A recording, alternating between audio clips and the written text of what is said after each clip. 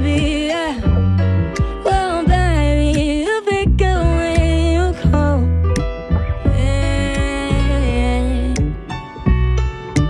هوا تاریک شده، من حواسم پرت نیستم، حسین خبری نی پیشم 12 به بعد. به نیمه گم شدم از شک دارم یکم تو خونه یه نیمه بطریه که برام بسته تش. وقتی از بچگیت باید بیشتر باشی، یه عمر نقش بازی میکنی به هیچ فیلم برداری. بگو حرفاتو میزنی بی من با کی پاورثینک نبودم برات هیچ وقت کافی. یه بخشی ازم از اول ترسید ازت که گفت اگه صد تو بذاری به جا 100 میزنن بهت.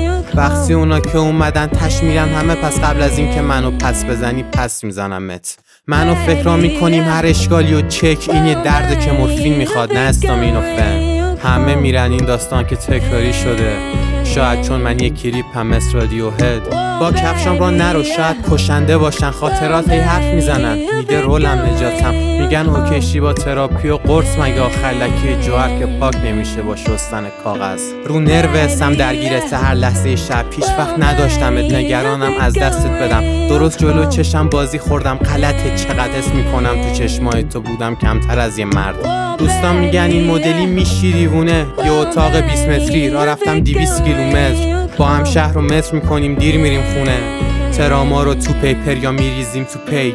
انگار تو سیستم من یه نقص فنی هست، انگار با هم بازی کردیم محض خندیدن باعث نبض قلبم شد، باعث نبض شقیقم. دوای این فکرای سمی میشه گس سمی‌تر، حداقل واسه تو نیست واسه زای چشام خوش میشم. به میگه هرچی شبتر میشم فکرات کرنی‌تر. واسه تو نیست واسه زای چشام خونیم، فکر کنم تو راست میگفتی من خیلی وقت جوزیم.